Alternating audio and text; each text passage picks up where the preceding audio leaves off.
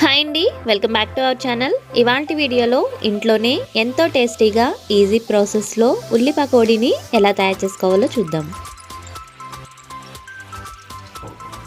Video క్లిప్లో చూపిస్తున్న విధంగా ఒక 3 ఆనియన్స్ని సన్నని ముక్కలుగా కట్ చేసుకోవాలి.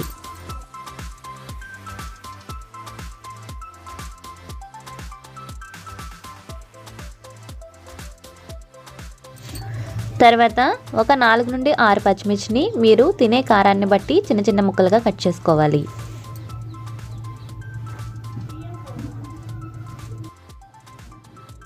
తర్వాత కరివేపాకును కూడా చిన్న చిన్న ముక్కలుగా కట్ చేసుకుని యాడ్ చేసుకోవాలి.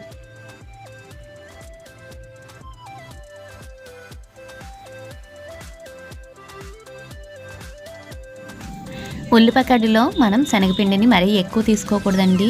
నేను ఇక్కడ 3 మీడియం సైజ్ ఆనియన్స్కి ఒక 4 టేబుల్ స్పూన్స్ వరకు శనగపిండిని మాత్రమే తీసుకున్నాను. శనగపిండి తక్కువ, ఆనియన్స్ ఎక్కువ ఉండేలా చూసుకోవాలి. తర్వాత కొద్దిగా వాటర్ని యాడ్ చేస్తూ పిండి కన్సిస్టెన్సీ వీడియో క్లిప్లో చూపిస్తున్న ఉండే విధంగా కలుపుకోవాలి. మేము ఈ శనగపిండిని ఇంట్లో ఆడించామండి శనగలతో, అందువల్ల నేను వంట సోడా యాడ్ చేయట్లేదు. ఒకవేళ మీరు బయట తీసుకున్న శనగపిండి అయితే కనుక ఈ స్టేజ్లో కొద్దిగా వంట సోడాను కూడా యాడ్ చేసుకోండి.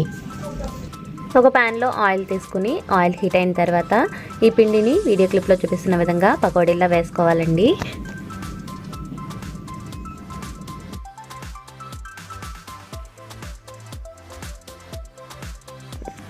తర్వాత వీటిని ఒక గరిటె సహాయంతో రెండు వైపులా మంచి గోల్డెన్ కలర్ వచ్చే వరకు వేయించుకుని తర్వాత పక్కకు తీసుకుని సర్వ్ చేసుకోవాలి.